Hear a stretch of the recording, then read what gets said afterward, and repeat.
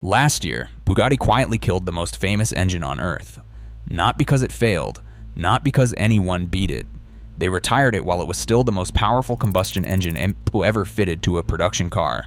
16 cylinders, 4 turbochargers, 2 decades at the very top of the hypercar world.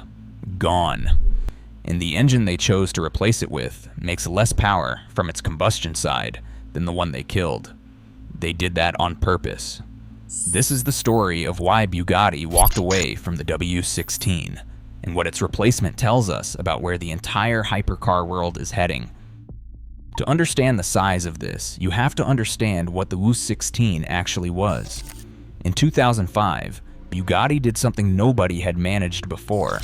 They built a road car with 16 cylinders arranged in a W, fed by 4 turbochargers that made just over 1,000 horsepower and broke 253 miles per hour. That was the Veyron. It needed 10 radiators to survive itself, and flat out it would drain a full tank of fuel in about 12 minutes. 450 of them were built across a decade. Then in 2016 came the Chiron. The same basic architecture pushed to 1,500 horsepower, 500 of those. And a run of derivatives behind it, the Devo, the Cento Dieci, the track-only bolide, and the final open-top car, the W16 Mistral, just 99 built, the last roadster the engine would ever power. For 20 years, the W16 was the number every other hypercar was measured against. The last Chiron rolled out of Molsheim in May of 2024, and with it, the engine was finished. So why kill a winning formula? Part of it is the obvious answer. Emissions rules tighten every year, and certifying a quad-turbo, 8-liter, 16-cylinder engine gets harder every time they do. But Bugatti's own explanation is more interesting than regulation. Under new leadership, with Rimac now running the company, Bugatti decided the next engine should not be about chasing a bigger headline number.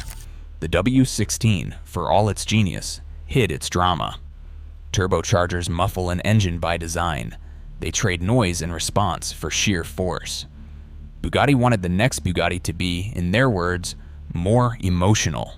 They wanted it to scream, and you cannot make a turbo motor scream. Which brings us to the Tourbillon, revealed in June of 2024. Its engine is a clean sheet design, built with Cosworth, the British firm behind some of the most successful racing engines in history. It is a naturally aspirated V16, no turbos at all. It displaces 8.3 liters and revs to 9,000 revolutions per minute, a figure that belongs in a racing car, not a road car of this size. And here's the part that breaks people's brains.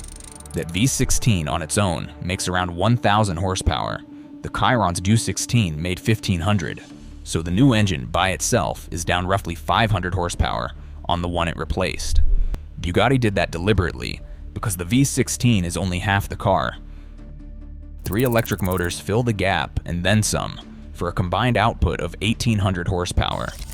On Bugatti's own figures, it reaches 100 kilometers per hour in about 2 seconds, and it is targeted at a top speed of 445 kilometers per hour, roughly 277 miles per hour, with the speed key fitted. Those are still manufacturer numbers. No independent test house has strapped gear to a finished car yet.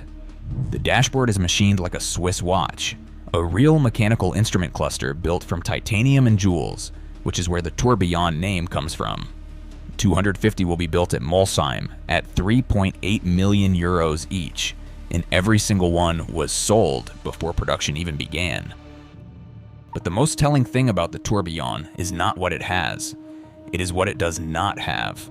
No turbos, a combustion engine that makes less power than the one before it, and a third of its muscle coming out of a battery.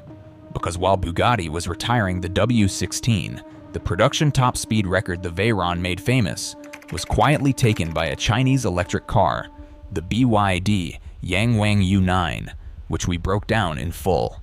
The link is in the description. And the quickest accelerating 4-door on the planet right now is built by a phone company. The hypercar world the W16 ruled does not really exist anymore, so Bugatti did not kill its engine because it lost. It killed it because the ground shifted underneath it, and a screaming, naturally aspirated V16 wrapped around 3 electric motors is Bugatti's bet on what the next 20 years look like. The W16 retires undefeated, on its own terms, as the most powerful combustion engine ever put in a production car. 2 decades, 4 turbos, 16 cylinders, and not one rival that ever truly matched it.